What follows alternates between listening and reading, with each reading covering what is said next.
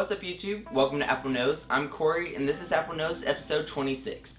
In this week's episode we will be talking about the iPhone 5 and the 6th generation iPod Nano to get cameras. So let's get started and see what Apple knows this week.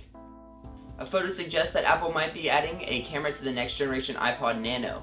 As we all know, Apple usually gives and takes a few features from generation to generation, and this might be the case with the camera. The 5th generation iPod Nano had a camera, and then the current generation, the iPod Nano 6th generation, did not have a camera and featured a clip instead, as most people use it when they're jogging and out exercising.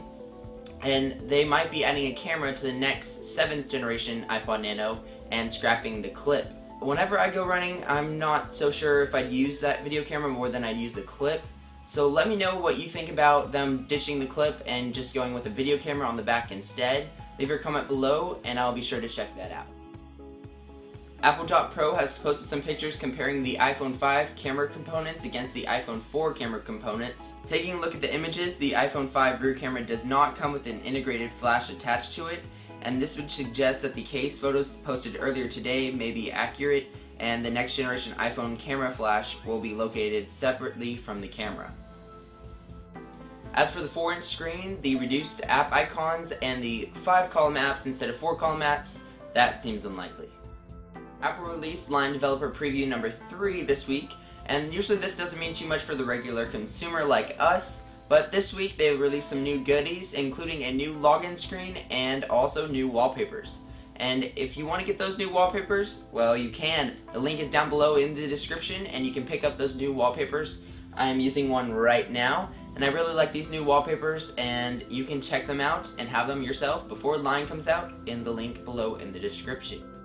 Is the iPad 3 going to have a Retina display? Well, is Samsung ready to demonstrate their 2560 by 1600 10.1 inch display with a pixel density of 300 dpi?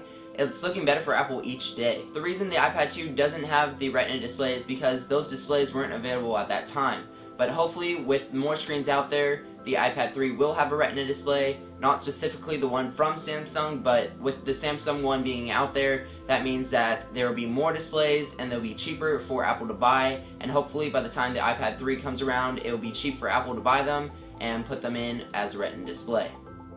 That's all that Apple knows this week. Check back next week to see what else Apple knows, and to see what Corey knows, follow me on Twitter at www.twitter.com/CoreyEwing1 or at CoreyEwing1, and I will see you in an upcoming video. Bye bye.